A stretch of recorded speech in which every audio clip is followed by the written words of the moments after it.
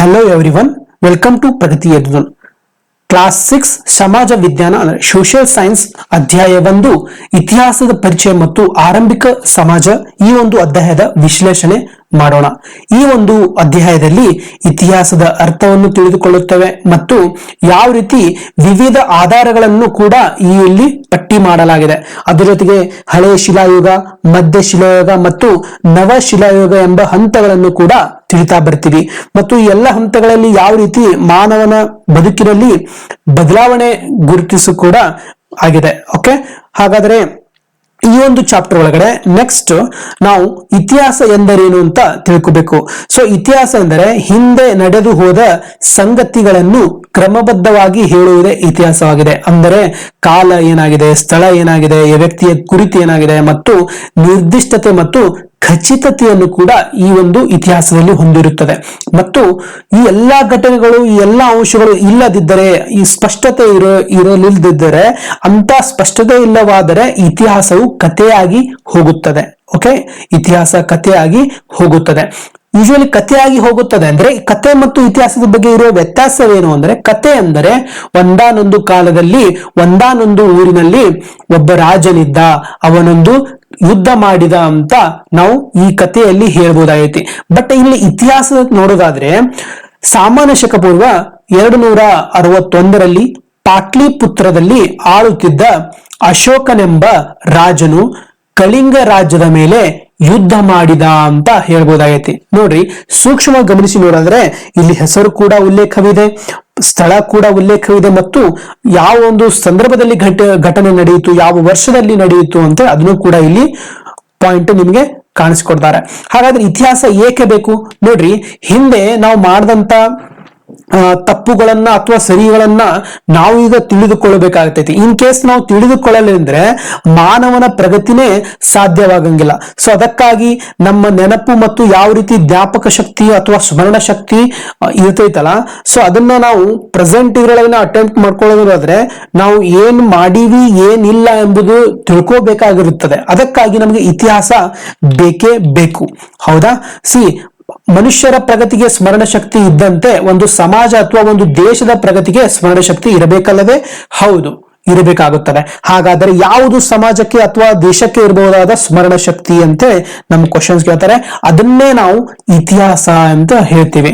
ನೋಡ್ರಿ, ಮನುಷ್ಯನಿಗೆ ಸ್ಮರಣ ಶಕ್ತಿ ಇದ್ದಂತೆ ಒಂದು ಸಮಾಜಕ್ಕೆ, ರಾಜ್ಯಕ್ಕೆ, ದೇಶಕ್ಕೆ ಅಷ್ಟೇ ಏಕೆ ಈ ಜಗತ್ತಿಗೆ ಇತಿಹಾಸ ಒಂದು ಸ್ಮರಣ ಶಕ್ತಿ ಆಗಿದೆ. ಅಂದರೆ ಇತಿಹಾಸ ಒಂದು ಸ್ಮರಣ ಶಕ್ತಿ ಆಗಿದೆ ಅಂತ ನಾವು ತಿಳ್ಕೊಬೇಕಾಗಿರುತ್ತದೆ. ಸೊ ಇತಿಹಾಸವನ್ನು ಹೇಗೆ ರಚಿಸಬೇಕು ಎಂಬುದನ್ನು ಮೊಟ್ಟ ಮೊದಲು ಬಾರಿಗೆ ನಮಗೆ ಗ್ರೀಕ್ ದೇಶದ ಹೆರೋಡೋಟಸ್ ರವರು ತೋರಿಸಿಕೊಡ್ತಾರೆ. ಹೀಗಾಗಿ ಅವರನ್ನ ನಾವು ಇತಿಹಾಸದ ಪಿತಾಮಹ ಅಂತ ಕರಿತೀವಿ. ಏನಂತ ಕರಿತೀವಿ? ಈ ಹೆರೋಡೋಟಸ್ ರವರನ್ನ ಇತಿಹಾಸದ ಪಿತಾಮಹ ಅಂತ ನಾವು ಕರಿತಾ ಬರ್ತೀವಿ. ಹಾಗಾದರೆ ಇತಿಹಾಸವನ್ನ ಆಧಾರಗಳು ಹೇಗೆ ಮಾಡಿದ್ದಾರೆ ಅನ್ನೋ ನೋಡೋದಾದ್ರೆ, ನೋಡ್ರಿ, ಇತಿಹಾಸ ರಚಿಸುವವರನ್ನು ಇತಿಹಾಸಕಾರರು ಅಂತ ಕರಿತೀವಿ. ಇವರು ಇತಿಹಾಸವಾಗಿ ನಿರ್ದಿಷ್ಟವಾಗಿ ಮತ್ತು ಖಚಿತವಾಗಿ ಹೇಳಲು ಸಾಕ್ಷ್ಯಾಧಾರಗಳನ್ನು ಬಳಸಿಕೊಳ್ಳುತ್ತಾರೆ. ಆದ್ದರಿಂದ ಆಧಾರವಿಲ್ಲದ ಇತಿಹಾಸವಿಲ್ಲ. ಓಕೆ, ನೆನಪಿರ್ಲಿ, ಆಧಾರವಿಲ್ಲದೆ ಇತಿಹಾಸವಿಲ್ಲ ಎಂಬ ಅಂಶ ಇರ್ಲಿ. ಸೊ ಇತಿಹಾಸದಲ್ಲಿ ಆಧಾರಗಳಲ್ಲಿ ಪ್ರಮುಖವಾಗಿ 2 ವಿಧಗಳಿವೆ. ಒಂದು ಸಾಹಿತ್ಯ ಆಧಾರಗಳು, ಒಂದು ಪುರಾತತ್ವದ ಆಧಾರಗಳು ಅಂತ. ಫಸ್ಟ್ ಸಾಹಿತ್ಯ ಆಧಾರಗಳಲ್ಲಿ ಯಾವ ರೀತಿ ನಾವು ಹೇಳ್ತೀವಿ ಅಂದ್ರೆ, ಇತಿಹಾಸದ ಹಿನ್ನೆಲೆಯಲ್ಲಿ ಸಾಹಿತ್ಯ ಅಂದ್ರೆ ಬರವಣಿಗೆ ಅಥವಾ ಒಂದು ಬಾಯಿಯಿಂದ ಬಾಯಿಗೆ ಹರಿದು ಬಂದಿರುವ ಸಂಗತಿಗಳು ಈ ಸಾಹಿತ್ಯ ಆಧಾರಗಳಾಗಿವೆ. ಇದರೊಳಗಡೆ 2 ವಿಧ, ಒಂದು ಲಿಖಿತ ಸಾಹಿತ್ಯ ಮತ್ತು ಎರಡನೇದು ಒಂದು ಮೌಖಿಕ ಸಾಹಿತ್ಯ ಅಂತೇಳಿ. ಯೂಶುವಲಿ ಲಿಖಿತ ಸಾಹಿತ್ಯಗಳಲ್ಲಿ ದೇಶೀಯ ಮತ್ತು ಸಾಹಿತ್ಯ ವಿದೇಶಿ ಸಾಹಿತ್ಯಗಳನ್ನು ವಿಂಗಡಿಸಲಾಗುತ್ತದೆ ಮತ್ತು ಮೌಖಿಕ ಸಾಹಿತ್ಯವನ್ನು ಜನಪದ ಗೀತೆ, ಕತೆ, ಲಾವಣಿ ಇಂಥ ಮುಂತಾದವುಗಳನ್ನು ನಾವು ಇದರೊಳಗಡೆ ಒಳಗೊಂಡಿರುತ್ತವೆ. ಮತ್ತು ಪುರಾತತ್ವ ಆಧಾರಗಳಲ್ಲಿ ಹಿಂದೆ ಮಾನವರು ನಿರ್ಮಿಸಿದ ಮತ್ತು ಬಳಸಿದ ಭೌತಿಕ ವಸ್ತುಗಳ ಅವಶೇಷಗಳ ಪುರಾತತ್ವ ಆಧಾರವಾಗಿವೆ. ಓಕೆ, ಬಳಸಿದ ಈ ಒಂದು ನಾವು ಏನ್ ವಸ್ತುಗಳನ್ನು ಹಿಂದೆ ಮಾನವರು ಬಳಸಿರ್ತಾರಲ್ಲ ಅವನ್ನ ಗುರುತಿಸಿನೇ ಈ ಪುರಾತತ್ವಗಳ ಆಧಾರಗಳು ಅಂತ ಕನ್ಸಿಡರ್ ಮಾಡಿದ್ದಾರೆ. ಓಕೆ, ಕನ್ಸಿಡರ್ ಮಾಡಿದ್ದಾರೆ. ಮತ್ತು ಭೂಮಿಯ ಒಳಗೆ ಹುದುಗಿ ಹೋಗಿರೋ ಅವಶೇಷಗಳನ್ನು ಉತ್ಖನನದ ಮೂಲಕ ಹೊರತೆಗೆಯಲಾಗುವುದು. ಲೈಕ್ ಪುರಾತತ್ವ ಆಧಾರಗಳ ವ್ಯಾಪ್ತಿಗೆ ಮಡಿಕೆ ಚೂರುಗಳಾಗಿರ್ಬೋದು, ನಾಣ್ಯಗಳಾಗಿರ್ಬೋದು, ಮತ್ತು ಶಾಸನಗಳಾಗಿರ್ಬೋದು, ಮತ್ತು ಸ್ಮಾರಕಗಳು ಆಗಿರ್ಬೋದು, ಮತ್ತಿತರ ಅವಶೇಷಗಳನ್ನು ಈ ಇದ್ರೊಳಗಡೆ ಒಳಪಟ್ಟಿರುತ್ತದೆ ಅಂತ ನಾವು ಹೇಳ್ಬೋದಾಗೈತಿ. ಹೌದಾ? ಸೊ ಅದ್ರ ಜೊತೆಗೆ ಉತ್ಖನನ ಎಂದರೇನು? ನಿಮ್ಗೆ ಉತ್ಖನನ ಎಂದರೆ ಗೊತ್ತಾ? ನೋಡಿ, ಉತ್ಖನನ ಎಂದರೆ ಜನರಲಿ ಉತ್ಖನನ ಯಾವ ರೀತಿ ನಾವು ಡಿಫೈನ್ ಮಾಡ್ತೇವೆ ಅಂದ್ರೆ, ಮಾನವನ ಪ್ರಾಚೀನ ಅವಶೇಷ ಅಥವಾ ಪಳಿಯುಳಿಕೆಗಳನ್ನು ಹೊರತೆಗೆಯಲು ನಡೆಸುವ ವೈಜ್ಞಾನಿಕವಾದ ಭೂವಗೆತ, ಬ್ರಷ್, ಕರಣಿ, ಚಾಕು, ಮರದ ದಬ್ಬಳದಂತ ಮೊನಚಾದ ಸಾಧನಗಳನ್ನು ಬಳಸಿ ನಿಧಾನವಾಗಿ ಮಣ್ಣಿನ ಪದರಗಳನ್ನು ಏನ್ ಮಾಡ್ತಾರೆ? ಸರಿಸುತ್ತಾರೆ. ಆ ಮಣ್ಣಿನಲ್ಲಿ ಸಿಗುವ ಮಡಿಕೆ ಚೂರು, ನಾಣ್ಯ, ಮಣಿ, ಹರಳು, ಎಲುಬು ಮುಂತಾದ ಅವಶೇಷಗಳನ್ನು ಹೊರತೆಗೆದು ಅಧ್ಯಯನಕ್ಕೆ ಒಳಪಡಿಸುತ್ತಾರೆ ಅಂತ ನಾವು ನೋಡಬಹುದಾಗೈತಿ. ಹೌದಾ? ನಾವು ನೋಡಬಹುದಾಗೈತಿ. ಹಾಗಾದ್ರೆ ಕೆಲವು ಏನು ಪುರಾತತ್ವ ಆಧಾರಗಳು ಯಾವ್ಯಾವ ಇರ್ತಾವ? ಲೈಕ್ ಈ ಮಡಿಕೆ ಚೂರುಗಳಾಗಿರ್ಬೋದು, ನಾಣ್ಯಗಳಾಗಿರ್ಬೋದು, ಮತ್ತು ಶಾಸನಗಳಾಗಿರ್ಬೋದು, ಮತ್ತು ಸ್ಮಾರಕ ಮತ್ತಿತರ ಅವಶೇಷಗಳನ್ನು ಇದ್ರೊಳಗಡೆ ಇರ್ತಾವ ಅನ್ನೋ ಒಂದು ಮಾಹಿತಿ ನಮ್ಗೆ ಗೊತ್ತಿರ್ಲಿ. ಹೌದಾ? ಸೊ ಅದ್ರ ಜೊತೆಗೆ ಇಲ್ಲಿ ನೋಡ್ರಿ, ಒಂದು ಡೈಗ್ರಾಮ್ ಇದೆ. ಓಕೆ, ಈ ಒಂದು ಫ್ಲೋ ಚಾರ್ಟ್ ಕೊಟ್ಟಿದ್ದಾರೆ ಅವರು, ಇತಿಹಾಸದ ಆಧಾರಗಳು ಅಂತ. ನೋಡ್ರಿ, ಇತಿಹಾಸ ಆಧಾರಗಳು ಒಂದು ಈ ಸಾಹಿತ್ಯ ಆಧಾರಗಳು ಮತ್ತು ಪುರಾತತ್ವ ಆಧಾರಗಳು ಅಂತ ಬರ್ತೈತಿ. ಇದು ಆಧಾರಗಳಲ್ಲಿ ಎರಡು, ಒಂದು ಸಾಹಿತ್ಯ, ಒಂದು ಮೌಖಿಕ ಅಂತೇಳಿ. ಹೌದಾ? ಪುರಾತತ್ವ ಆಧಾರಗಳಲ್ಲಿ ಏನೇನು ಕೊಟ್ಟಿದ್ದಾರೆ?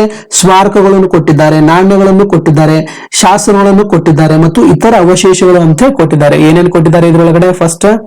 ಏನೇನು ಕೊಟ್ಟಿದ್ದಾರೆ ಇದ್ರೊಳಗಡೆ ನೋಡಿ. ಫಸ್ಟ್ ಆಫ್ ಆಲ್ ಇದ್ರೊಳಗಡೆ ಏನೇನು ಕೊಟ್ಟಿದ್ದಾರೆ ಅಂತ ಹೇಳಿ ನಾವು ನೋಡ್ರಿ ಇದ್ರೊಳಗಡೆ ಫಸ್ಟ್ ನಿಮ್ಗ ಸ್ಮಾರಕಗಳು ಕೊಟ್ಟಿದ್ದಾರೆ, ಮತ್ತ ನಾಣ್ಯಗಳನ್ನು ಕೊಟ್ಟಿದ್ದಾರೆ. ಅದ್ರ ಜೊತೆಗೆ ಶಾಸನ ಕೂಡ ಇದಾವೆ ಇದ್ರೊಳಗಡೆ, ಮತ್ತು ಇತರ ಅವಶೇಷಗಳು ಕೂಡ ಒಳಗೊಂಡಿದೆ ಅಂತ ನಾವು ಹೇಳ್ಬೋದಾಗೈತಿ. ಮತ್ತೆ ಅದ್ರ ಜೊತೆಗೆ ಇನ್ನು ಈ ಮೌಖಿಕ ಸಾಹಿತ್ಯ ಅನ್ನೋದಾದ್ರೆ ನೋಡ್ರಿ, ಲಾವಣಿಗಳು, ಜಾನಪದ ಕಥೆಗಳು, ಐತಿಹ್ಯಗಳು ಅಂತ ಕರೀತಾರೆ. ಮತ್ತೆ ಈ ಲಿಖಿತ ಸಾಹಿತ್ಯದಲ್ಲಿ ದೇಶಿ ಸಾಹಿತ್ಯ ಮತ್ತು ವಿದೇಶಿ ಸಾಹಿತ್ಯ, ಈ ರೀತಿ ಇತಿಹಾಸದ ಆಧಾರಗಳ ಮೇಲೆ ಕೆಲವೊಂದು ವಿಂಗಡಣೆ ಮಾಡಿದ್ದಾರೆ ಅಂತ ಹೇಳಿ ನಮ್ಗೆ ಮಾಹಿತಿಗಳು ಗೊತ್ತಿರಬೇಕಾಗತ್ತೆ. ಅದ್ರ ಜೊತೆಗೆ ಇತಿಹಾಸದಲ್ಲಿ ಕಾಲಗಣನೆ ಪ್ರಕಾರ ಸಾಮಾನ್ಯ ಶಕ ವರ್ಷ ಅಂದ್ರೆ ಸಾಮಾನ್ಯ ಶಕ ವರ್ಷದ ಆಧಾರದ ಮೇಲೆ ಕೆಲವೊಂದು ವಿಂಗಡಣೆ ಮಾಡಿದ್ದಾರೆ. ಯಾವ ರೀತಿ ಮಾಡಿದ್ದಾರೆ ಅಂತ ನೋಡಿ. ಕಾಲಗಣನೆ ಮಹತ್ವಪೂರ್ಣವಾದ ದಿನದಂದು ಆರಂಭಿಸಲಾಗುತ್ತದೆ, ಅಂತ ಕಾಲಗಣನೆ ಶಕ ಎನ್ನುತ್ತೇವೆ ಅಂತೇಳಿ ನಾವು ತಿಳಿದುಕೊಳ್ಳಬೇಕಾಗುತ್ತದೆ. ಮತ್ತು ಸಾಮಾನ್ಯ ಶಕ ವರ್ಷ ಯೇಸು ಕ್ರಿಸ್ತರು ಬದುಕಿದ ಕಾಲಾವಧಿಯ ನಿರ್ದಿಷ್ಟ ವರ್ಷದಿಂದ ಪ್ರಾರಂಭಿಸುತ್ತದೆ. ಅಂದ್ರೇನು? ಯೇಸು ಕ್ರಿಸ್ತರು ಬದುಕಿದ ಕಾಲಾವಧಿಯ ನಿರ್ದಿಷ್ಟ ವರ್ಷದಿಂದ ಪ್ರಾರಂಭವಾಗುತ್ತದೆ.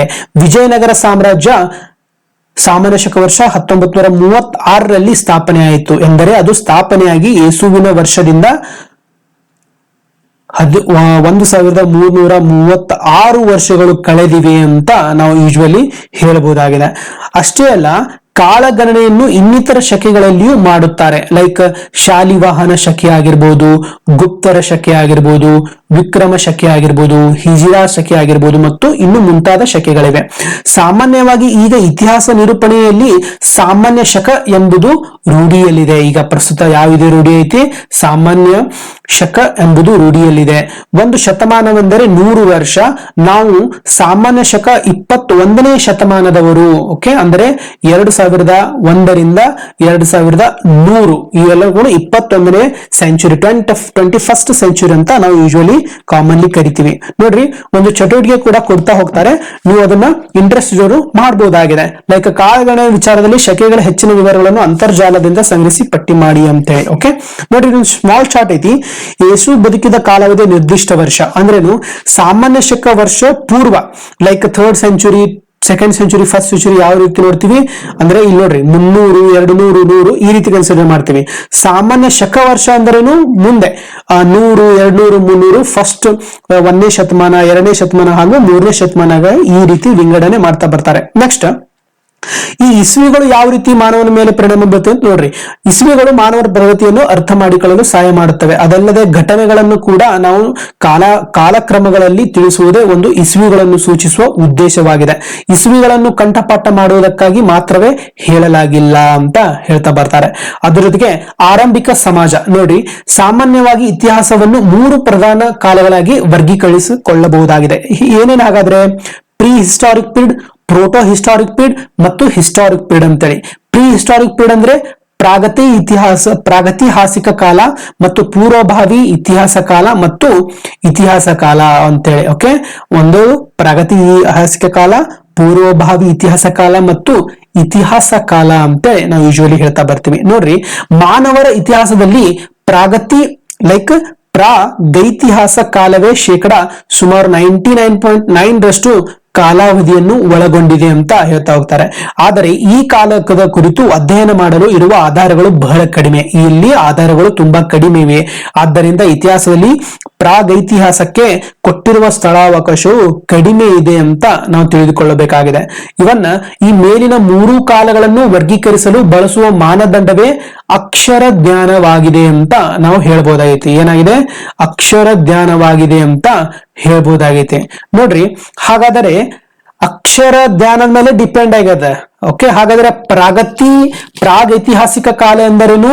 ಅಕ್ಷರ ಪರಿಚಯವೇ ಇಲ್ಲದ ಕಾಲಘಟ್ಟವನ್ನು ನಾವು ಏನಂತ ಕರಿತೀವಿ? ಪ್ರಾಗೈತಿಹಾಸಿಕ ಕಾಲ ಎಂದು ಕರೆಯುತ್ತೇವೆ. ಪ್ರಾಗೈತಿಹಾಸಿಕ ಕಾಲ ಎಂದು ಕರಿತೇವೆ. ಯೂಶುವಲಿ ಇದನ್ನ ನಾವು ಏನಂತ ಕರಿತೀವಿ? ಪ್ರೀ ಹಿಸ್ಟಾರಿಕ್ ಪೀರಿಯಡ್ ಅಂತ ಕರಿತೀವಿ. ಪ್ರೀ ಹಿಸ್ಟಾರಿಕ್ ಪೀರಿಯಡ್ ಅಂತ ಕರಿತೀವಿ. ಪ್ರೀ ಹಿಸ್ಟಾರಿಕ್ ಪೀರಿಯಡ್ ಅಂತ ಕರಿತೀವಿ. ಅಕ್ಷರ ಜ್ಞಾನ ಇರಂಗಿಲ್ಲ, ಇಲ್ಲಿ ಅಕ್ಷರ ಪರಿಚಯನೇ ಇಲ್ಲ ಅಂತ ಒಂದು ಕಾಲಘಟ್ಟವನ್ನು ನಾವು ಪ್ರಾಗೈತಿಹಾಸಕ್ಕೆ ಕಾಲ ಎಂದು ಕರೆಯಲಾಗುತ್ತದೆ. ಉದಾಹರಣೆಗೆ ಶಿಲಾಯುಗಗಳು. ಓಕೆ, ಶಿಲಾಯುಗಗಳು ಇಲ್ಲಿ ಉದಾಹರಣೆ ಆಗುತ್ತವೆ. ನಂತರದಲ್ಲಿ ಯಾವುದೋ ಕಾಲದಲ್ಲಿ ಅಕ್ಷರಗಳ ತಿಳುವಳಿಕೆ ಇದ್ದು, ನೋಡ್ರಿ ಇಲ್ಲಿ ಕೆಲವೊಂದರೊಳಗಡೆ ಅಕ್ಷರ ತಿಳುವಳಿಕೆ ಇರುತ್ತದೆ. ಅಂತ ಒಂದು ಓದಲು ಸಾಧ್ಯವಾಗಿಲ್ಲದಿದ್ದರೆ, ನೋಡಿ ಅಕ್ಷರ ತಿಳುವಳಿಕೆ ಇರುತ್ತದೆ ಬಟ್ ಅವು ಓದಲು ಸಾಧ್ಯವಾಗುವುದಿಲ್ಲ. ಆ ಒಂದು ಕಾಲಮಾನ ಘಟ್ಟವನ್ನು ನಾವು ಏನಂತ ಕರಿತೀವಿ? ಪೂರ್ವಭಾವಿ ಇತಿಹಾಸ ಕಾಲ ಅಂತ ಕರಿತೀವಿ. ಅಂದ್ರೇನು? ಪ್ರೋಟೋ ಹಿಸ್ಟೋರಿಕ್ ಪೀರಿಯಡ್ ಅಂತ ಕರಿತೀವಿ. ಏನಂತ ಕರಿತೀವಿ? ಪ್ರೋಟೋ ಹಿಸ್ಟೋರಿಕ್ ಪೀರಿಯಡ್ ಅಂತ ಕರಿತೀವಿ. ಪ್ರೋಟೋ ಹಿಸ್ಟೋರಿಕ್ ಪೀರಿಯಡ್ ಅಂತ ಕರಿತೀವಿ. ನೆನಪಿರ್ಲಿ, ಪ್ರೋಟೋ ಹಿಸ್ಟೋರಿಕ್ ಪೀರಿಯಡ್ ಅಂತ ಕರಿತೀವಿ. ಪ್ರೋಟೋ ಹಿಸ್ಟೋರಿಕ್ ಪೀರಿಯಡ್ ಅಂತ ಕರಿತೀವಿ. ಸೊ ಹಾಗಾದ್ರೆ ನೆಕ್ಸ್ಟ್ ಇನ್ನೊಂದು ವಿಭಾಗ ಹೇಗಿದೆ? ಯಾವ ಕಾಲಘಟ್ಟದಲ್ಲಿ ಅಕ್ಷರ ಪರಿಚಯವಿರುವುದೋ ಮತ್ತು ಆ ಅಕ್ಷರಗಳನ್ನು ಇಂದು ಓದಲಾಗುವುದು, ಆ ಕಾಲವನ್ನು ಇತಿಹಾಸ ಕಾಲ ಎಂದು ನಾವೇನ್ ಮಾಡ್ತೀವಿ? ಪರಿಗಣಿಸ್ತೀವಿ. ಅಂದ್ರೂ ಇಲ್ಲಿ ಅಕ್ಷರ ಪರಿಚಯನೂ ಕೂಡ ಇರುತ್ತೆ ಮತ್ತು ಅಕ್ಷರಗಳನ್ನು ಓದಲು ಕೂಡ ಬರುತ್ತೆ. ಅಂತ ಕಾಲವನ್ನು ನಾವು ಇತಿಹಾಸ ಕಾಲ ಅಂತ ಕರಿತೀವಿ. ಈ ಒಂದು ಮಾಹಿತಿ ಸೂಕ್ಷ್ಮವಾಗಿ ನಿಮ್ಗೆ ಗೊತ್ತಿರಲಿ ಅಂತ ಹೇಳಬಹುದಾಗಿದೆ. ಮತ್ತು ಜೀವ ವಿಕಾಸದ ಹಾದಿಯಲ್ಲಿ ಮೊದಲು ಏಕಕೋಶ ಜೀವಿಗಳು, ನಂತರ ಮೃದ್ವಂಗಿಗಳು, ಮೀನು, ಸಸ್ಯ, ಕೀಟ, ಉಭಯವಾಸಿ, ರೆಕ್ಕೆಯುಳ್ಳ ಕೀಟ, ಸರೀಸೃಪ, ಪಕ್ಷಿಗಳು, ಸಸ್ತನಿಗಳು, ಹೂ ಬಿಡುವ ಸಸ್ಯ, ಹುಲ್ಲು, ವಾನರ, ದ್ವಿಪದಿಗಳು ವಿಕಾಸ ಹೊಂದಿರುತ್ತವೆ. ಓಕೆ, ಅಂದ್ರೇನು? ನೀವೇನ್ ತಿಳ್ಕೊಂಡ್ರಿ? ಈಗ ಯಾವ ಕಾಲದಲ್ಲಿ ಅಕ್ಷರ ಪರಿಚಯವಿರುವುದೋ ಮತ್ತು ಆ ಅಕ್ಷರಗಳನ್ನು ಓದಲಾಗುವುದು, ಅಂತ ಕಾಲವನ್ನು ನಾವು ಇತಿಹಾಸ ಕಾಲ ಎಂದು ಕರೆಯುತ್ತೇವೆ. ಅಂತ ಕಾಲವನ್ನು ನಾವು ಇತಿಹಾಸ ಕಾಲ ಅಂತ ಕರಿತೀವಿ ಅಂತ ನಿಮಗೊಂದು ಐಡಿಯಾ ಬಂದಿತ್ತು ಈಗ, ಹೌದಾ? ಇನ್ನೊಮ್ಮೆ ಹೇಳ್ತೀನಿ ಕೇಳ್ರಿ. ಯಾವ ಕಾಲಘಟ್ಟದಲ್ಲಿ ಅಕ್ಷರ ಪರಿಚಯವಿರುವುದೋ ಮತ್ತು ಅದನ್ನ ಇವಾಗಲೂ ಕೂಡ ಓದಲಾಗುವುದು ಅಂತ ಇದರನ್ನು ನಾವು ಇತಿಹಾಸ ಕಾಲ ಅಂತ ಕರಿತೀವಿ. ಓಕೆ, ಅಕ್ಷರ ಪರಿಚಯ ಇರುತ್ತೆ ಮತ್ತು ಅದನ್ನ ಓದಲು ಕೂಡ ಬರುತ್ತದೆ ಅಂತ ಇದ್ರೊಳಗಡೆ ನಾವು ಏನಂತ ಕರಿತೀವಿ? ಇತಿಹಾಸ ಕಾಲ ಅಂತ ಕರಿತೀವಿ, ಹೌದಾ? ಸೊ ಅದ್ರೊಳಗೆ ಯಾವ್ಯಾವ ರೀತಿ ಡೆವಲಪ್ಮೆಂಟ್ಸ್ ಏನೇನಾದಂತೂ ಕೂಡ ತಿಳ್ಕೊಂಡ್ರೆ. ಸುಮಾರು 18 ಲಕ್ಷ ವರ್ಷಗಳ ಹಿಂದೆ ಮಾನವರ ವಿಕಾಸ ಆಯಿತು. ಓಕೆ, ಏನಿದೆ ಇದು? ಸುಮಾರು ಎಷ್ಟು ವರ್ಷಗಳ ಹಿಂದೆ? ಸುಮಾರು 18 ವರ್ಷಗಳ ಹಿಂದೆ ಮಾನವರ ವಿಕಾಸವಾಯಿತು ಅಂತ ತಿಳ್ಕೊಂಡ್ರಿ. ಮತ್ತು ಆಧುನಿಕ ಮಾನವರ ದೈಹಿಕ ರಚನೆಯನ್ನು ಹೊಂದಿದ್ದ ಮಾನವರು ಮೊದಲು ದಕ್ಷಿಣ ಆಫ್ರಿಕಾದಲ್ಲಿ ಕಳಿಸಿಕೊಂಡವರು. ಮೋಸ್ಟ್ ಇಂಪಾರ್ಟೆಂಟ್ ಪಾಯಿಂಟ್ ನೋಡ್ರಿ. ಆಧುನಿಕ ಮಾನವರ ನಾವು ಏನು ಫಿಸಿಕಲ್ ಈಗೇನು ಫಾರ್ಮೇಶನ್ ನೋಡ್ತಾ ಇದೀವಿ, ಫಸ್ಟ್ ಯಾವೊಂದು ದೇಶದಲ್ಲಿ ನೋಡ್ತಾ ಇರ್ತೀವಿ ಅಂದ್ರೆ ನಾವು ದಕ್ಷಿಣ ಆಫ್ರಿಕಾದಲ್ಲಿ ನಾವು ನೋಡ್ತೀವಿ. ಓಕೆ, ದಕ್ಷಿಣ ಆಫ್ರಿಕಾದಲ್ಲಿ ನೋಡ್ತೀವಿ. ಮಾನವರು ಮೊದಲು ದಕ್ಷಿಣ ಆಫ್ರಿಕಾದಲ್ಲಿ ಕಾಣಿಸಿಕೊಂಡರು ಅಂತ ನಾವು ನೋಡ್ತೀವಿ. ಇವರು ಆಫ್ರಿಕಾದಿಂದ ಪ್ರಪಂಚದ ವಿವಿಧ ಭೂಭಾಗಗಳಿಗಾಗಿ ವಲಸೆ ಹೋಗಿದ್ದು ಮತ್ತು ಅಲ್ಲಿ ನೆಲೆಸಿದರೆಂದು ಹೇಳಲಾಗುತ್ತದೆ. ಓಕೆ, ಈ ಆಫ್ರಿಕಾದಿಂದ ಎಲ್ಲೆಲ್ಲಿ ಹೋಗ್ತಾರೆ? ಪ್ರಪಂಚದ ವಿವಿಧ ಭೂಭಾಗಗಳಿಗೆ ವಲಸೆ ಹೋಗಿದ್ದಾರೆ ಮತ್ತು ಅಲ್ಲಿ ನೆಲೆಸಿದ್ದಾರೆ ಅಂತ ಹೇಳಲಾಗುತ್ತದೆ. ಈ ವಾದವು ಇಂದು ಸಾಕಷ್ಟು ವಿಮರ್ಶೆಗಳು ಒಳಗಾಗಿದೆ. ಇವನ್ನ ಇವಾಗಲೂ ಕೂಡ ಇದು ಕಾಂಟ್ರವರ್ಷಿಯಲ್ ಆಗಿದೆ ಅಂತೇಳಿ, ಬೋನ್ ಆಫ್ ಕಂಟೆನ್ಷನ್ ಸಬ್ಜೆಕ್ಟ್ ಆಗಿದೆ ಅಂತೇಳಿ ನಾವು ನೋಡ್ಬೋದಾಗೈತೆ. ನೋಡ್ರಿ, ಪ್ರಾಗೈತಿಹಾಸಿಕ ಕಾಲದಲ್ಲಿ 3 ಹಂತಗಳಿವೆ. ನೀವು ಏನ್ ತಿಳ್ಕೊಂಡ್ರಿ? ಪ್ರಾಗತಿ ಈ ಪ್ರಾಗೈತಿಹಾಸಿಕ ಕಾಲ ಅಂದರೆ ಏನು? ಪ್ರಾಗೈತಿಹಾಸಿಕ ಕಾಲ ಅಂದ್ರೇನು? ಈ ಪ್ರೀ ಹಿಸ್ಟೋರಿಕ್ ಪೀರಿಯಡ್. ಈ ಪ್ರೀ ಹಿಸ್ಟೋರಿಕ್ ಪೀರಿಯಡ್ ಗಳಲ್ಲಿ ಎಷ್ಟದವು? 3 ವಿಭಾಗಗಳಿವೆ. ಓಕೆ, ಈ ಪ್ರೀ ಹಿಸ್ಟೋರಿಕ್ ಪೀರಿಯಡ್ ಗಳಲ್ಲಿ ಎಷ್ಟು ವಿಭಾಗಗಳಿವೆ? 3 ವಿಭಾಗಗಳಿವೆ ಅಂತ ತಿಳ್ಕೊಂಡ್ರಿ. ಓಕೆ, ಪ್ರಾಗೈತಿಹಾಸಿಕ ಕಾಲದಲ್ಲಿ 3 ಹಂತಗಳಿವೆ, ಭಾಗಗಳಿವೆ. ಹಾಗಾದ್ರೆ ಹಳೆ ಶಿಲಾಯುಗ, ಮಧ್ಯ ಶಿಲಾಯುಗ ಹಾಗೂ ನವಶಿಲಾಯುಗ ಅಂತೇಳಿ ನಾವು ಇಲ್ಲಿ ತಿಳ್ಕೊಂಡ್ರಿ. ಹೌದಾ? ಈಗ ನೋಡ್ರಿ, ಹಳೆ ಶಿಲಾಯುಗ. ಓಕೆ, ಹಳೆ ಶಿಲಾಯುಗ. ಹಾಗಾದ್ರೆ ಹಳೆ ಶಿಲಾಯುಗ ಅಂದ್ರೇನು? ಈ ಕಾಲವು ಮಾನವರ ಇತಿಹಾಸದ ಆರಂಭಿಕ ಪುರಾತತ್ವಿಕ ಹಂತವಾಗಿದೆ. ಓಕೆ, ಇದೊಂದು ಆರಂಭಿಕ ಪುರಾತತ್ವದ ಹಂತವಾಗಿದೆ ಅಂತ ಹೇಳ್ಬೋದಾಗಿತ್ತು. ಈ ಕಾಲದ ಮಾನವರು ಹಣ್ಣು, ಹಂಪಲು, ಗೆಡ್ಡೆ ಗೆಣಸುಗಳನ್ನು ತಿಂದು ಬದುಕುತ್ತಿದ್ದರು. ಓಕೆ, ಹಣ್ಣು, ಹಂಪಲು, ಗೆಡ್ಡೆ ಗೆಣಸುಗಳನ್ನು ತಿಂದು ಬದುಕುತ್ತಿದ್ದರು ಮತ್ತು ಅಲೆಮಾರಿಗಳಾಗಿದ್ದ ಇವರು ಆಹಾರವನ್ನು ಆರಿಸುತ್ತಾ ಗವಿಗಳಲ್ಲಿ, ಕಲ್ಲಸಾರಗಳಲ್ಲಿ ವಾಸಿಸುತ್ತಿದ್ದರು. ಓಕೆ, ಎಲ್ಲೆಲ್ಲಿ ಉಳ್ಕೋತಿದ್ರು ಇವರು? ಗವಿಗಳಲ್ಲಿ, ಕಲ್ಲಸಾರಗಳಲ್ಲಿ ವಾಸಿಸಿದ್ರು. ಮತ್ತು ಹೆರೆಚಕ್ಕೆ, ಚಾಕು, ಕಲ್ಲುಳಿ, ಮೊನೆ ಮುಂತಾದ ದೊಡ್ಡ ದೊಡ್ಡ ಶಿಲಾ ಉಪಕರಣಗಳನ್ನು ಬೆಣಚು ಕಲ್ಲುಗಳಿಂದ ತಯಾರಿಸುತ್ತಿದ್ರು. ನೋಡ್ರಿ, ಈ ಕಾಲದಲ್ಲಿ ಏನಾಗ್ತಿತ್ತು? ಶಿಲಾ ಉಪಕರಣಗಳಿಂದ, ಬೆಣಚು ಕಲ್ಲುಗಳಿಂದ ತಯಾರಿಸಲಾಗುತ್ತಿದ್ರು ಅಂತ ಹೇಳ್ತಾ ಬರ್ತಾರೆ. ಮತ್ತು ಎಲೆ ಮತ್ತು ತೊಗಟೆಗಳನ್ನು ಹೂದಿಕೆಗಳಾಗಿ ಬಳಸುತ್ತಿದ್ರು. ಅವಾಗ ಈಗ ಮಾಡರ್ನ್ ಎಕ್ವಿಪ್ಮೆಂಟ್ಸ್ ಅವಾಗ ಇರ್ಲಿಲ್ಲ. ಅವಾಗ ಎಲೆ ಮತ್ತು ತೊಗಟೆಗಳನ್ನ ಹೂದಿಕೆಯಾಗಿ ಬಳಸಲಾಗುತ್ತಿದ್ರು ಅಂತ ಹೇಳ್ತಾ ಬರ್ತಾರೆ. ಮತ್ತು ಇವನ್ನ ಎಲ್ಲಾ ಕಾಲಗಳಲ್ಲಿಯೂ ಹಣ್ಣು, ಹಂಪಲು, ಗೆಡ್ಡೆ ಗೆಣಸು ದೊರಕುತ್ತಿರ್ಲಿಲ್ಲ. ನೆನಪಿರ್ಲಿ, ಎಲ್ಲಾ ಕಾಲಗಳಲ್ಲಿಯೂ ಹಣ್ಣು, ಹಂಪಲು, ಗೆಡ್ಡೆ ಗೆಣಸುಗಳು ದೊರಕುತ್ತಿರ್ಲಿಲ್ಲ. ಮತ್ತು ಹಳೆಯ ಶಿಲಾಯುಗದ ಕೊನೆಯ ಘಟ್ಟದಲ್ಲಿ ಆಹಾರಕ್ಕಾಗಿ ಬೇಟೆಯಾಡುವುದು ಮತ್ತು ಮೀನು ಹಿಡಿಯುವುದನ್ನು ಕಲಿತರು. ಹಾಗಾದ್ರೆ ಏನ್ ಮಾಡ್ತಾರೆ ಇವರು? ಈ ಹಳೆಯ ಶಿಲಾಯುಗದ ಅಂದ್ರೆ ಇದೇನು ಫಸ್ಟ್ ಡಿವೈಡ್ ಮಾಡ್ತೇವಲ್ಲ, ಇದು ಹಳೆಯ ಶಿಲಾಯುಗದ ಕೊನೆಯಲ್ಲಿ ಆಹಾರಕ್ಕಾಗಿ ಬೇಟೆಯಾಡುವುದು ಮತ್ತು ಮೀನು ಹಿಡಿಯುವುದನ್ನು ಕಲಿತಾ ಬರ್ತಾರೆ. ಓಕೆ, ಹಾಗಾದರೆ ಮೊದಲು ಬಾರಿಗೆ ಬೆಂಕಿಯ ಪರಿಚಯವಾಗಿತ್ತು. ನೆನಪಿಡ್ರಿ, ಹಳೆಯ ಶಿಲಾಯುಗದಲ್ಲಿ ಮೊಟ್ಟ ಮೊದಲ ಬಾರಿಗೆ ಇಲ್ಲಿ ಬೆಂಕಿ ಪರಿಚಯವಾಗುತ್ತದೆ. ಮತ್ತು ಹಳೆಯ ಶಿಲಾಯುಗದ ಪ್ರಮುಖ ನೆಲೆಗಳೆಂದರೆ ಮಧ್ಯಪ್ರದೇಶದ ಬೋಲಾನ್ ಕಣಿವೆ. ಬೋಲಾನ್ ಕಣಿವೆ ಎಲ್ಲಿ ಬರುತ್ತದೆ? ಮಧ್ಯಪ್ರದೇಶದಲ್ಲಿ ಕಂಡು ಬರುತ್ತದೆ. ಮತ್ತು ಕರ್ನಾಟಕದ ಹುಣಸಗಿ ಮತ್ತು ಬೈಚ್ಬಾಳ್ ಪ್ರದೇಶ. ನೆನಪಿರಲಿ, ಮೋಸ್ಟ್ ಇಂಪಾರ್ಟೆಂಟ್ ಪಾಯಿಂಟ್, ಕರ್ನಾಟಕದ ಹುಣಸಗಿ ಮತ್ತು ಬೈಚ್ಬಾಳ್ ಪ್ರದೇಶ ಆಗಿದೆ. ಮತ್ತು ಕರ್ನೂಲ್, ಆಂಧ್ರ ಪ್ರದೇಶದ ಕರ್ನೂಲ್ ಆಗಿದೆ. ಅಮರಾವತಿ ತಮಿಳುನಾಡಿನ ಹತ್ತಿರ ಪಕ್ಕಂ. ಓಕೆ, ಮತ್ತು ಸಾಮಾನ್ಯವಾಗಿ ಹಳೆಯ ಶಿಲಾಯುಗದ ಕಾಲವನ್ನು 5 ಲಕ್ಷ ವರ್ಷಗಳಿಂದ 12,000 ವರ್ಷದವರೆಗೆ ಗುರುತಿಸಲಾಗುತ್ತದೆ ಅನ್ನೋ ಕೂಡ ಒಂದು ಮಾಹಿತಿ ಇರಲಿ. ಓಕೆ, ಇಲ್ಲೇನೇನ್ ತಿಳ್ಕೊಂಡ್ರಿ ನೀವೀಗ? ಕರ್ನಾಟಕದ ಹುಣಸಗಿ ಮತ್ತು ಬೈಚ್ವಾಳ ಪ್ರದೇಶ, ಆಂಧ್ರ ಪ್ರದೇಶದ ಕರ್ನೂಲ್ ಪ್ರದೇಶ, ಅಮರಾವತಿ ಪ್ರದೇಶ ಮತ್ತು ಹತ್ತಿರ ಪಕ್ಕಂ ಮುಂತಾದವುಗಳಾಗಿವೆ. ಮತ್ತು ಈ 5 ಲಕ್ಷದಿಂದ ವರ್ಷಗಳಿಂದ 12,000 ವರ್ಷದವರೆಗೆ ಈ ಒಂದು ಹಳೆಯ ಶಿಲಾಯುಗವನ್ನ ನಾವು ಕನ್ಕ್ಲೂಡ್ ಮಾಡ್ತೀವಿ ಅಂತ ಹೇಳ್ತಾ ಬರ್ತಾರೆ. ನೆಕ್ಸ್ಟ್, ಮಧ್ಯ ಶಿಲಾಯುಗ, ಮೆಸೋಲಿಥಿಕ್ ಏಜ್. ಹಾಗಾದ್ರೆ ಇದು ಹಳೆಯ ಶಿಲಾಯುಗ ಮತ್ತು ನವ ಶಿಲಾಯುಗದ ನಡುವಿನ ಸ್ಥಿತ್ಯಂತರ ಕಾಲವಾಗಿದೆ. ನೆನಪಿರ್ಲಿ, ಮೋಸ್ಟ್ ಇಂಪಾರ್ಟೆಂಟ್ ಪಾಯಿಂಟ್. ಹಾಗೂ ಈ ಹಳೆಯ ಶಿಲಾಯುಗ ಮತ್ತು ನವ ಶಿಲಾಯುಗದ ನಡುವಿನ ಸ್ಥಿತ್ಯಂತರ ಕಾಲ ಯಾವುದು ಅಂದ್ರೆ ಮೆಸೋಲಿಥಿಕ್ ಏಜ್, ಅಂದ್ರೆ ಮಧ್ಯ ಶಿಲಾಯುಗ. ಆದ್ದರಿಂದ ಇಲ್ಲಿ ಇದನ್ನು ಮಧ್ಯ ಶಿಲಾಯುಗ ಎಂದು ಕರೆಯಲಾಗುತ್ತದೆ. ಈ ಕಾಲದಲ್ಲಿ ಏನ್ ಮಾಡ್ತಾರಪ್ಪ ಅಂದ್ರೆ ಮಾನವರು ದೊಡ್ಡ ದೊಡ್ಡ ಶಿಲಾ ಉಪಕರಣವನ್ನು ಬದಲು ಕೌಶಲ್ಯ ಭರಿತ ಕಿರು ಶಿಲಾಯುಧಗಳನ್ನ ಬಳಸ ಆರಂಭಿಸಿದ್ರು. ಅಂದ್ರೆ ಇಲ್ಲಿ ಸ್ಕಿಲ್ಡ್ ಆದ್ರು ಅವರು. ಈ ಮೆಸೋಲಿಥಿಕ್ ಏಜ್ ಒಳಗಡೆ ಮಧ್ಯ ಶಿಲಾಯುಗದಲ್ಲಿ ಅವಾಗ ಈ ಹ್ಯೂಮನ್ ಏನಾದ್ರು ಸ್ಕಿಲ್ಡ್ ಆದ್ರು, ಅತ್ಯಂತ ಕೌಶಲ್ಯ ಕಲಿತರು. ಅವಾಗ ದೊಡ್ಡ ದೊಡ್ಡ ಉಪಕರಣ ಬದಲಾಗಿ ಈಗ ಸಣ್ಣ ಸಣ್ಣ ಅತ್ಯಂತ ಕಿರು ಶಿಲಾಯುಧಗಳನ್ನ ಬಳಸ್ತಾ ಬರ್ತಾರೆ. ಆದ್ದರಿಂದ ಈ ಕಾಲವನ್ನು ಸೂಕ್ಷ್ಮ ಶಿಲಾಯುಗ ಎಂದು ಕರೀತಾರೆ. ನೆನಪಿರ್ಲಿ, ಹಾಗಾದ್ರೆ ಯಾವ ಕಾಲವನ್ನು ನಾವು ಮೈಕ್ರೋಲಿಥಿಕ್ ಏಜ್ ಅಂತ ಕರಿತೀವಿ, ಸೂಕ್ಷ್ಮ ಶಿಲಾಯುಗ ಅಂತ ಕರಿತೀವಿ ಅಂದ್ರೆ ಮೆಸೋಲಿಥಿಕ್ ಏಜ್. ಹಾಗಾದ್ರೆ ಈ Mesolithic age prehistoric period ನ ಒಂದು ಭಾಗವಾಗಿದೆ ಅಂತ ಈ ಒಂದು ಮಾಹಿತಿ ನಿಮಗೆ ಗೊತ್ತಿರಲಿ. ಈ ಕಿರು ಆಯುಧಗಳನ್ನು ಬಾಣದ ತುದಿಗೆ ಅಥವಾ ಕಟ್ಟಿಗೆ ತುದಿಗೆ ಸಿಕ್ಕಿಸಿ ಭರ್ಜಿ ಅಂತೆ ಬಳಸಿ ಬೇಟೆ ಆಡ್ತಿದ್ರೆ. ಓಕೆ, ಇಲ್ಲಿ ಏನು ಮಾಡ್ತಿದ್ರು ಅವರು? ಈ ಬರ್ಜಿಯ ಅಂತೆ ಕಿರು ಆಯುಧಗಳನ್ನ ಮುನ್ಸಿಗಿಸಿ ಭೇಟಿ ಆಡ್ತಿದ್ರು ಅನ್ನೋ ಒಂದು ಮಾಹಿತಿ ಇದೆ. ಮತ್ತು ಅದ್ರ ಜೊತೆಗೆ ಇಲ್ಲಿ ಧಾನ್ಯಗಳನ್ನು ಮತ್ತು ಆಹಾರಕ್ಕಾಗಿ ಸಂಗ್ರಹಿಸ್ತಿದ್ರು, ಕಾಡು ಧಾನ್ಯಗಳನ್ನ ಆಹಾರಕ್ಕಾಗಿ ಸಂಗ್ರಹಿಸ್ತಾ ಬರ್ತಿದ್ರು. ಮತ್ತು ಧಾನ್ಯಗಳಾಗಲಿ ಬೇಟೆಗಳಾಗಲಿ ನಿರಂತರವಾಗಿ ಇಲ್ಲಿ ದೊರಕುತ್ತಿರ್ಲಿಲ್ಲ. ಇಷ್ಟೆಲ್ಲ ಆದ್ರೂ ಕೂಡ ಧಾನ್ಯಗಳಾಗಿರ್ಬೋದು ಬೇಟೆಗಳಾಗಿ ನಿರಂತರವಾಗಿ ಕಂಟಿನ್ಯೂಸ್ ಆಗಿ ಕನ್ಸಿಸ್ಟೆಂಟ್ಲಿ ಮಾಡ್ತಿರ್ಲಿಲ್ಲ. ಅವರು ಕೂಡ ಅನೇಕ ವೇಳೆ ಏನ್ ಮಾಡ್ತಿದ್ರು, ಹಸಿವಿನಿಂದ ಕಾಲ ಕಳೆಯಬೇಕಾದ ಸಂದರ್ಭವೂ ಕೂಡ ಆ ಒಂದು ಟೈಮ್ ಒಳಗಡೆ ಬರ್ತಾ ಇದ್ವು. ಇವರು ಕಂಡುಕೊಂಡ ಮಾರ್ಗ ಎಂದರೆ ಬೇಟೆಯ ಸಂದರ್ಭದಲ್ಲಿ ಗಾಯಗೊಂಡು ಬದುಕುಳಿದ ಏನು ಇನ್ನು ಉಳಿದಿರ್ತವೇನಲ್ಲ ಅವು ಏನು ಬದುಕುಳಿದ ಪ್ರಾಣಿಗಳು ಅಥವಾ ದೊರೆತ ಮರಿಗಳನ್ನು ತಂದು ತಮ್ಮೊಟ್ಟಿಗೆ ಸಾಕುವುದಾಗಿತ್ತು. ನಾವು ನೆನ್ಪಿಡ್ರಿ. ಓಕೆ, ಇಲ್ಲಿ ಏನಾಗ್ತಿತ್ತು, ಅನೇಕ ವೇಳೆ ಹಸಿವಿನಿಂದ ಕಾಳೆ ಕೆಳಬೇಕಾದ ಸಂದರ್ಭಗಳು ಇವರು ಇದ್ವು. ಮತ್ತ ಅದ್ರ ಜೊತೆಗೆ ಇವರು ಕಂಡುಕೊಂಡ ಮಾರ್ಗ ಏನೆಂದರೆ ಅಲ್ಟರ್ನೇಟಿವ್ ಏನ್ ಮಾಡ್ತಿದ್ರು ಅಂದ್ರೆ, ಬೇಟೆಯ ಸಂದರ್ಭದಲ್ಲಿ ಗಾಯಗೊಂಡು ಬದುಕುಳಿದ ಪ್ರಾಣಿಗಳು ಏನು ಉಳಿತಿದ್ವಲ್ಲ ಅಂತವನ್ನ ಉಳಿಸಿಕೊಂಡು ಅವರು ತಮ್ಮೊಟ್ಟಿಗೆ ಇಟ್ಕೋತಿದ್ರು, ಸಾಕ್ತಿದ್ರು ಅಂತ ಇಲ್ಲಿ ಹೇಳ್ಬೋದಾಗಿದೆ. ಒಂದು ವಿಧದಲ್ಲಿ ಪ್ರಾಣಿಗಳು ಅವರಿಗೆ ಕಾಯ್ದಿರಿಸಿದ ತುರ್ತು ಕಾಲದ ಆಹಾರಗಳಾಗಿ ಬಳಕೆ ಆಗುತ್ತಿವೆ, ಇವು ಬಳಕೆ ಆಗ್ತಿದ್ವು ಅಂತ ಹೇಳಲಾಗಿದೆ. ಇವು ನಿಧಾನವಾಗಿ ಏನಾದ್ರು ಪಶು ಚಾಲನೆ ಕೊಟ್ಟಿದ್ವು. ಓಕೆ, ಸ್ಲೋ ಏನಾದ್ರು ಪಶುಪಾಲನೆಗೆ ಸ್ಟಾರ್ಟ್ ಕೊಟ್ಟಿದ್ರು. ಅವರು ಎಮರ್ಜೆನ್ಸಿ ಫುಡ್ ತಂದು ಇಟ್ಕೋತಿದ್ರು, ಬಟ್ ಇವೆಲ್ಲ ಕೂಡ ಪಶುಪಾಲನೆಗೆ ಚಾಲನೆ ಕೊಟ್ಟಂತ. ಈ ಮಧ್ಯ ಶಿಲಾಯುಗದ ಮಮ್ಮ ಮತ್ತು ಪಶುಗಳು ಆಹಾರ ಅಲ್ದಾಡ್ತಿದ್ರು. ತಾವು ಈ ಪಶುಗಳು ಎಲ್ಲವೂ ಕೂಡ ಏನ್ ಮಾಡ್ತಿದ್ರು, ನಿರಂತರವಾಗಿ ಅಲ್ದಾಡ ಬರ್ತಿದ್ರು.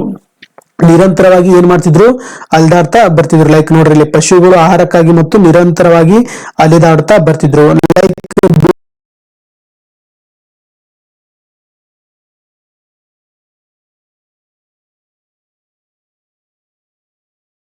ಬಿಡುವಿನ ವೇಳೆಗಳಲ್ಲಿ ಬಿಡು ಬಿಟ್ಟ ಸ್ಥಳಗಳ ಕಲ್ಲಾಸಾರಗಳ ಮೇಲೆ ಚಿತ್ರವನ್ನು ಬಿಡಿಸುತ್ತಿದ್ರು. ಮತ್ತೊಂದು ಗ್ಯಾಪ್ ಸಿಕ್ಕಾಕರೆ ಅವ್ರು ಏನ್ ಮಾಡ್ತಿದ್ರು, ಈ ಪೇಂಟಿಂಗ್ಸ್ ಕೂಡ ಮಾಡ್ತಿದ್ರು. ಅಲ್ಲಿ ಗುಹೆಗಳ ಮೇಲೆ ಅವರು ಸಿಕ್ಕರಲ್ಲಿ ದೊಡ್ಡ ದೊಡ್ಡ ಕಲ್ಲುಗಳ ಮೇಲೆ ಬಂಡೆಗಳ ಮೇಲೆ ಪೇಂಟಿಂಗ್ ಕೂಡ ಮಾಡ್ತಾ ಬರ್ತಿದ್ರು.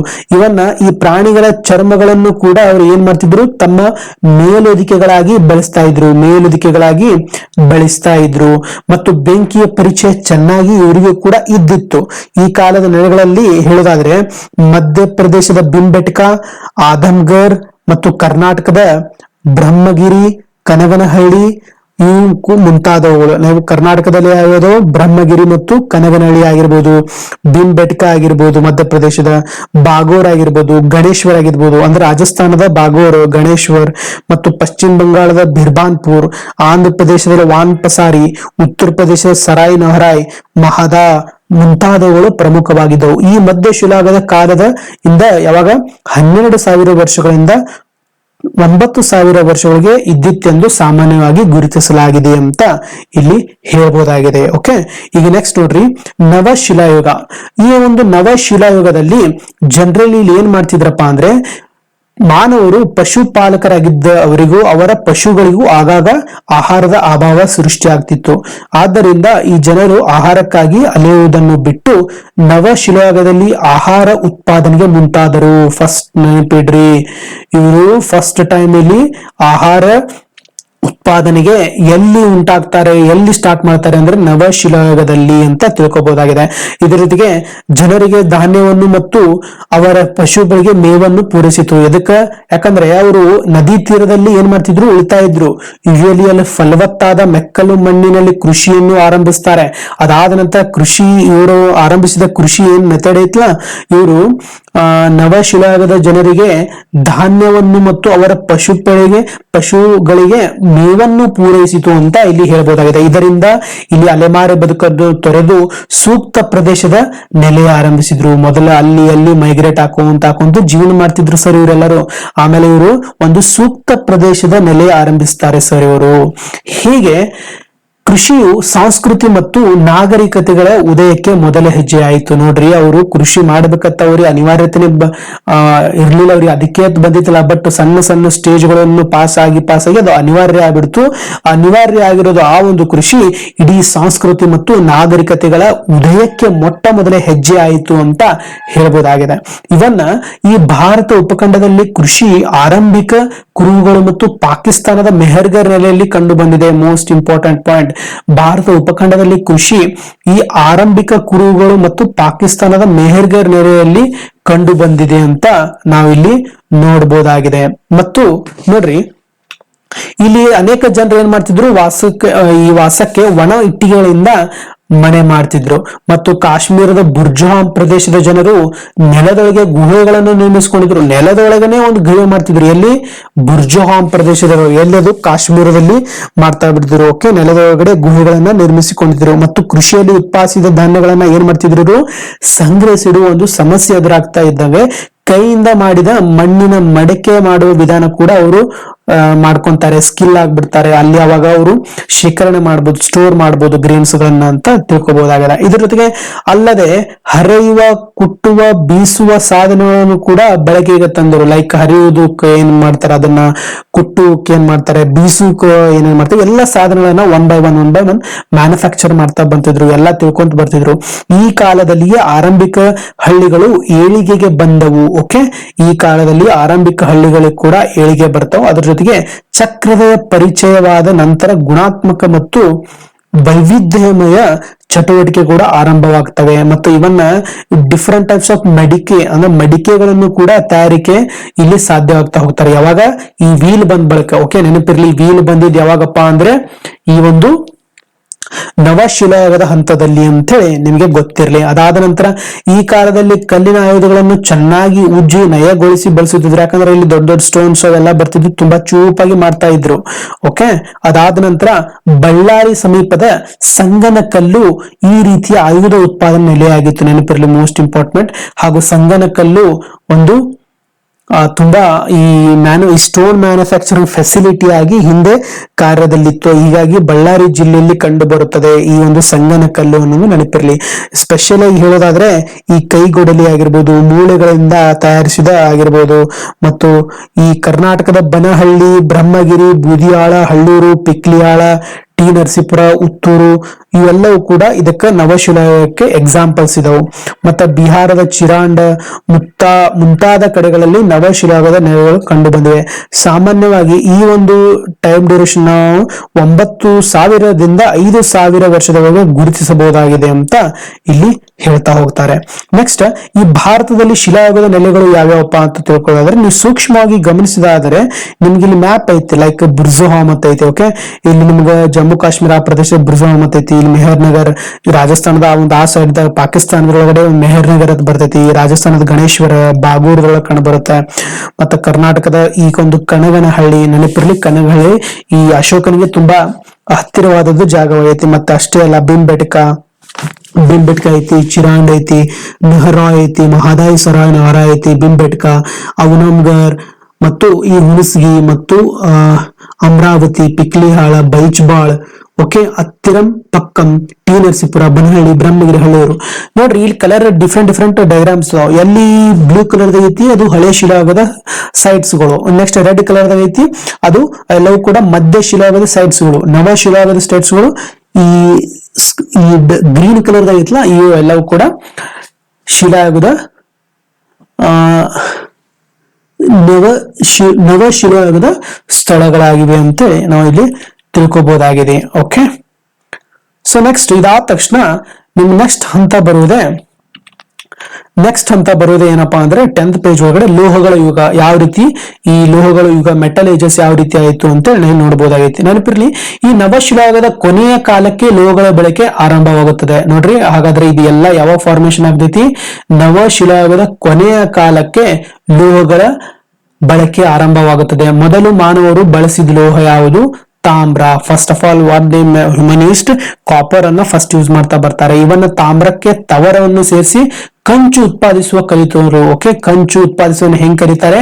ತಾಮ್ರಕ್ಕೆ ತವರವನ್ನು ಸೇರಿಸಿ, ಅಲಾಯ್ ಸೇರಿಸಿ ಮಿಕ್ಸ್ಡ್ ಅಲಾಯ್ ಒಂದು ತಯಾರಿಸ್ತಾ ಬರ್ತಾರೆ. ಕಂಚು ತಾಮ್ರಕ್ಕಿಂತ ಗಡುಸಾದ ಒಂದು ಮಿಶ್ರ ಲೋಹ. ಓಕೆ, ಹಾಗಾದ್ರೆ ಈ ಕಂಚು ಏನು ಬ್ರಾಂಜ್ ಐತ್ಲಾ, ಸೊ ಈ ಒಂದು ಕಾಪರ್ ಗಿಂತ ತುಂಬಾ ಗಡುಸಾದ ಮಿಶ್ರ ಲೋಹ ಆಗಿದೆ ಅಂತ ನಾವು ಇಲ್ಲಿ ಹೇಳ್ಬೋದಾಗೈತೆ. ಓಕೆ, ಹಾಗೂ ನೆಕ್ಸ್ಟ್ ಎಪಿಸೋಡ್ ಬರೋದೆ ತಾಮ್ರ ಮತ್ತು ಕಂಚಿನ ಶಿಲಾಯುಗ. ನೆನಪಿರಲಿ, ಈ ಒಂದು ತಾಮ್ರ ಮತ್ತು ಕಂಚಿನ ಶಿಲಾಯುಗದ ಆಯುಧಗಳ ಪ್ರಮಾಣ ಅತ್ಯಲ್ಪವಾಗಿದ್ದರಿಂದ ಅವುಗಳ ಜೊತೆಯಲ್ಲಿಯೇ ಶಿಲಾಯುಧಗಳಿಗೂ ಮುಂದುವರೆದವು.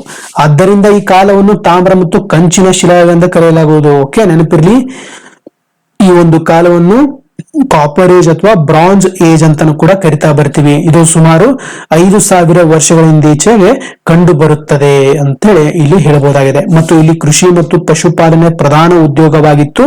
ಇಲ್ಲಿ ಚಕ್ರಗಳಿಂದ ಮಾಡಿದ ಅಲಂಕೃತ ಮಡಿಕೆಗಳು ಕಂಡು ಬರ್ತಾವು. ಓಕೆ, ಚಕ್ರಗಳಿಂದ ಮಾಡಿದ ಅಲಂಕೃತ ಈ ಮಡಿಕೆಗಳು ಕೂಡ ಈ ಒಂದು ಕಾಲದಲ್ಲಿ ಕಂಡು ಬರುತ್ತವೆ ಅನ್ನೋದು ಕೂಡ ಒಂದು ಮಾಹಿತಿ ಇರಲಿ. ಮತ್ತೆ ಈ ಕಾಲದಾಗ ನಿಮ್ಗೆ ಏನೇನು ಕಂಡು ಬರ್ತಾವೆ?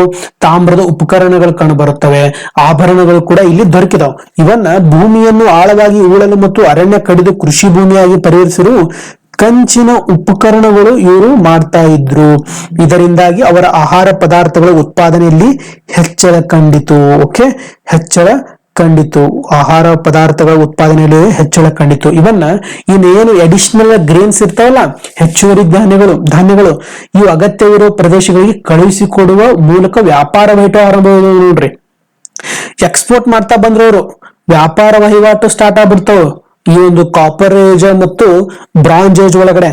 ಇವನ್ನ ಈ ಪರಿಣಾಮವಾಗಿ ವಾಯುವ್ಯ ಭಾರತದ ಸಿಂಧು ಮತ್ತು ಅದರ ಉಪನದಿಗಳ ಕೊಳ್ಳದಲ್ಲಿ ಹರಪ್ಪ ನಾಗರಿಕತೆ ಅಂತ ಬೃಹತ್ ಸಂಸ್ಕೃತಿಯ ತಲೆ ಎತ್ತಲು ಸಾಧ್ಯವಾಯಿತು. ನೋಡ್ರಿ, ಇದರಿಂದ ಏನಾಗ್ತಾ ಬಂದು, ಏನು ಎಕ್ಸ್ಪೋರ್ಟ್ ಮಾಡಕ್ಕೆ ಬಿಸ್ನೆಸ್ ಸ್ಟಾರ್ಟ್ ಮಾಡಿದ್ರೆ ಕಾಮರ್ಸ್ಗೋಸ್ಕರ ಅಲ್ಲಿ ಸಿಂಧು ಮತ್ತು ಅದರ ಉಪನದಿಗಳ ಒಂದು ಸಮೀಪದಲ್ಲಿ ತೀರದಲ್ಲಿ ಹರಪ್ಪ ನಾಗರಿಕತೆಯಂತಹ ಒಂದು ಸಂಸ್ಕೃತಿ ತಲೆ ಎತ್ತಲು ಸಾಧ್ಯವಾಯಿತು. ಇದನ್ನು ಮೊಟ್ಟ ಮೊದಲ ನಗರೀಕರಣವೆಂದು ಇತಿಹಾಸಕಾರರು ಗುರುತಿಸುತ್ತಾರೆ.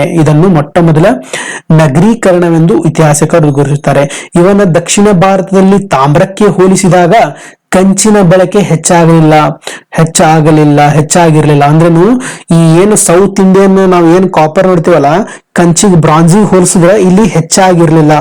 ಕರ್ನಾಟಕದ ಹಳ್ಳೂರು, ಬನಹಳ್ಳಿ, ಬ್ರಹ್ಮಗಿರಿ ಮುಂತಾದ ಕಡೆಗಳಲ್ಲಿ ತಾಮ್ರ ಮತ್ತು ಕಂಚಿನ ಶಿಲಾಯುಗದ ಆಧಾರಗಳು ದೊರಕಿವೆ. ಓಕೆ, ಹಾಗಾದ್ರೆ ಕಂಚಿನ ಶಿಲಾಯುಗದ ಆಧಾರಗಳು ಎಲ್ಲಿದಾವಪ್ಪ ಅಂದ್ರೆ ಇವು ತುಂಬಾ ಇಂಪಾರ್ಟೆಂಟ್ ಆಗ್ತಾವ. ಕರ್ನಾಟಕದ ಹಳ್ಳೂರು, ಬನಹಳ್ಳಿ, ಬ್ರಹ್ಮಗಿರಿ ಮುಂತಾದ ಕಡೆಗಳಲ್ಲಿ ಈ ಕಂಚಿನ ಶಿಲಾಯುಗ ಏನಿದು ಇದಾವು ಅಂತ ಹೇಳಿ ಹೇಳ್ಬೋದಾಗುತ್ತೆ. ವೇಟ್, ಸಾರಿ ಫಾರ್ ಇಂಟರಪ್ಟ್, ಸ್ವಲ್ಪ ನೀರು ಕೊಡೋಣ.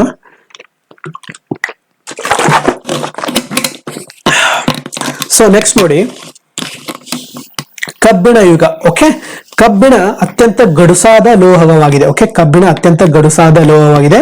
ಇದು ದಕ್ಷಿಣ ಭಾರತದಲ್ಲಿ ತಾಮ್ರಕ್ಕೂ ಮೊದಲೇ ಬಳಕೆಯಲ್ಲಿತ್ತು. ನೆನಪಿರ್ಲಿ, ನಮ್ಮ ಇದ್ರೊಳಗಡೆ ಆಕ್ಚುಲಿ ತಾಮ್ರಕ್ಕಿಂತ ಮುಂಚೆನೆ ದಕ್ಷಿಣ ಭಾರತದಲ್ಲಿ ಬಳಕೆಯಲ್ಲಿತ್ತು. ಸುಮಾರು 3,500 ವರ್ಷಗಳ ಹಿಂದೆಯೇ ದಕ್ಷಿಣ ಭಾರತದಲ್ಲಿ ಬಳಕೆಗೆ ಬಂದಿತ್ತು ಅಂತ ಇಲ್ಲಿ ಹೇಳ್ಬೋದಾಗಿದೆ. ಈ ಕಾಲವನ್ನು ಬೃಹತ್ ಶಿಲಾ ಸಂಸ್ಕೃತಿಯ ಕಾಲವೆಂದು ಕರೆಯುತ್ತಾರೆ. ಇವನ್ನ ಈ ಕಬ್ಬಿಣದ ಆಯುಧ ಮತ್ತು ಸಲಕರಣೆಗಳು ಕೃಷಿ ಹಾಗೂ ಕರಕುಶಲ ಉತ್ಪಾದನೆಯಲ್ಲಿ ನೆರವಾದವು.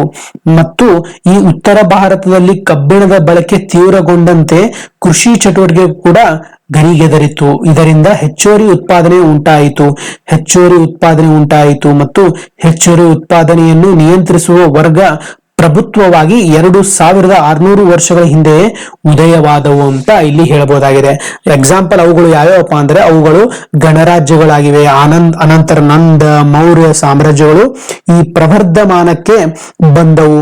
ಕಬ್ಬಿಣ ಶಿಲಾಯುಗಕ್ಕೆ ಸೇರಿದ ಕರ್ನಾಟಕದ ಪ್ರಮುಖ ನೆಲೆಗಳೆಂದರೆ ಬನಹಳ್ಳಿ, ಹಿರೇಬೆನಕೋಲು ಮತ್ತು ಬ್ರಹ್ಮಗಿರಿ, ಕೊಪ್ಪ, ಹೆಗ್ಗಡೆಹಳ್ಳಿ, ನರಸೀಪುರ, ಹೆಮ್ಮಿಗೆ, ಹಳ್ಳೂರು, ಜಡಿಗನಹಳ್ಳಿ, ಸವಣದುರ್ಗ, ಹುತ್ರಿದುರ್ಗ, ಪಾಂಡವರ ದಿಣ್ಣೆ ಮೊದಲಾದವುಗಳು. ಇವೆಲ್ಲವೂ ಕೂಡ ನಮ್ಮ ಕರ್ನಾಟಕದಲ್ಲಿರುವ ಪ್ರಮುಖ ಐರನ್ ಏಜ್ ಸೈಟ್ಸ್ ಗಳಾಗಿವೆ. ಓಕೆ, ಕರ್ನಾಟಕದ ಈ ಒಂದು ಪ್ರಮುಖ ಐರನ್ ಏಜ್ ಸೈಟ್ಸ್ ಗಳಾಗಿವೆ. ಇವೆಲ್ಲವೂ ಕೂಡ ತುಂಬಾ ಪ್ರಮುಖವಾಗಿ ಇಂಪಾರ್ಟೆಂಟ್ ಆಗ್ತಾವೆ. ಇವೆಲ್ಲವೂ ಕೂಡ ನೀವು ನೆನಪಿಟ್ಕೊಳ್ಬೇಕಾಗತ್ತೆ. ಯಾವ್ಯಾವ ನೋಡಿದ್ವಿ ನಾವು? ಈ ಬನಹಳ್ಳಿ ಆಗಿರ್ಬೋದು, ಹಿರೇಬೆನಕಲ್ ಆಗಿರ್ಬೋದು, ಬ್ರಹ್ಮಗಿರಿ ಆಗಿರ್ಬೋದು, ಕೊಪ್ಪ, ಹೆಗ್ಗಡೆಹಳ್ಳಿ, ಟಿ ನರಸೀಪುರ, ಹೆಮ್ಮಿಗೆ, ಹಳ್ಳೂರು, ಜಡಿಗನಹಳ್ಳಿ ಮತ್ತು ಸವಣದುರ್ಗ, ಹುತ್ರಿದುರ್ಗ, ಪಾಂಡವರ ದಿಣ್ಣೆ ಮುಂತಾದವುಗಳು ಅಂತ ನಾವಿಲ್ಲಿ ನೋಡ್ಬೋದಾಗೈತಿ. ಓಕೆ, ಮುಂತಾದಗಳಲ್ಲಿ ಇಲ್ಲಿ ನೋಡ್ಬೋದಾಗೈತೆ. ಸಿ ನೋಡ್ರಿ, ಕೆಲವೊಂದು ಇಲ್ಲಿ ನಿಮ್ಗೆ ಎಕ್ಸಾಮ್ಸ್ಗೆ ಪರ್ಪಸ್ ಆಗಿ ಕೆಲವೊಂದು 6th ಸ್ಟ್ಯಾಂಡರ್ಡ್ ಯಾರಾದ್ರೂ ನೋಡ್ತಿದ್ರೆ ನಿಮ್ಗೆ ಇಲ್ಲಿ ಅಭ್ಯಾಸ ಪ್ರಶ್ನೆಗಳಿದಾವೆ. ಲೈಕ್ ಖಾಲಿ ಬಿಟ್ಟ ಸ್ಥಳವನ್ನು ಸೂಕ್ತವಾದ ಪದದಿಂದ ಭರ್ತಿ ಮಾಡಿ. ನಿಮ್ಗೆ ಏನಾದ್ರೂ ಇಂಟ್ರೆಸ್ಟ್ ಇದ್ರೆ ಈ ಎಲ್ಲ ಏನ್ ಫಿಲ್ ಇನ್ ದ ಬ್ಲಾಂಕ್ಸ್ ಇದಾವೆ ದಯವಿಟ್ಟು ನನ್ನ ಕಮೆಂಟ್ ಬಾಕ್ಸ್ ಒಳಗಡೆ ನೀವು ಏನ್ ಮಾಡ್ರಿ ತಿಳಿಸ್ರಿ ಅಂತ ಹೇಳಿ ನಾ ಹೇಳಕ್ಕೆ ಇಷ್ಟಪಡ್ತೀನಿ. ಸೊ ಇದು ನಿಮ್ದು ಫಸ್ಟ್ ಚಾಪ್ಟರ್ ಆಗಿರುತ್ತದೆ. ಓಕೆ, ಇದು ನಿಮ್ದು ಫಸ್ಟ್ ಚಾಪ್ಟರ್ ಆಗಿರ್ತೈತಿ. ಸೊ ಇದ್ರ ಜೊತೆಗೆ ಇನ್ನು ಎಷ್ಟೋ ಕೆಳಗಿನ ಪ್ರಶ್ನೆಗಳ ಉತ್ತರ ಕೂಡ ಬರೆಯಿರಿ ಅಂತಿದೆ, ಗುಂಪಿನಲ್ಲಿ ಚರ್ಚಿಸಿ ಅಂತ ಉತ್ತರ ಇದೆ. ಹೌದಾ? ಸೊ ಇದು ನಿಮ್ಗೆ ಫಸ್ಟ್ ಚಾಪ್ಟರ್ ಆಗಿರ್ತದೆ. ನಾನು ನೆಕ್ಸ್ಟ್ ನಿಮ್ಗೆ ಕ್ಲಾಸ್ ಒಳಗಡೆ ನೆಕ್ಸ್ಟ್ ವಿಡಿಯೋ ಒಳಗಡೆ ಸೆಕೆಂಡ್ ಚಾಪ್ಟರ್ ನಿಮಗೆ ನಾನು ಹೇಳ್ತಾ ಹೋಗ್ತೀನಿ. ಅಲ್ಲಿವರೆಗೂ ಈ ಒಂದು ಫಸ್ಟ್ ಚಾಪ್ಟರ್ ಎಲ್ಲವೂ ಕೂಡ ರಿವಿಷನ್ ಮಾಡಿ ಅಂತ ಹೇಳ್ತಾ, ಸೊ ಇಲ್ಲಿಗೆ ನಾನು ಈ ಒಂದು ಫಸ್ಟ್ ಒಂದು ವಿಡಿಯೋನ ನಾನು ಮುಗಿಸ್ತೀನಿ. Thank you for watching. With this signing off Pragati Ed zone.